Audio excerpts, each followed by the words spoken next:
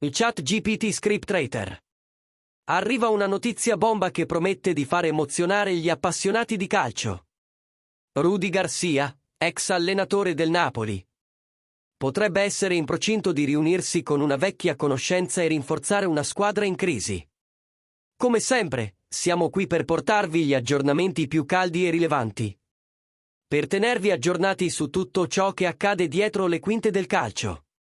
Prima di tuffarci in queste sorprendenti informazioni, cogliete l'occasione per lasciare il vostro like e iscrivervi al canale.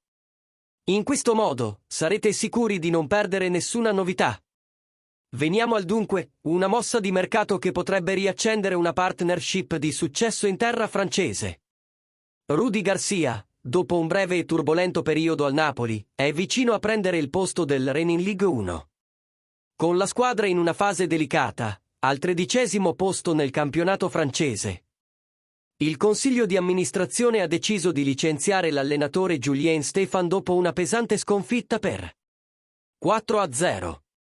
Garcia, ora favorito per l'incarico, potrebbe ritrovare un volto noto, Leo Østigard, il difensore norvegese che ha allenato al Napoli e che attualmente gioca nel Rennes dopo essere stato ceduto dal club partenopeo nell'ultimo mercato estivo.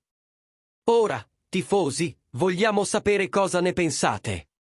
Rudi Garcia è l'uomo giusto per aiutare il Rennes a uscire dalla crisi? E il ricongiungimento con Østigard potrebbe far rinascere una partnership promettente?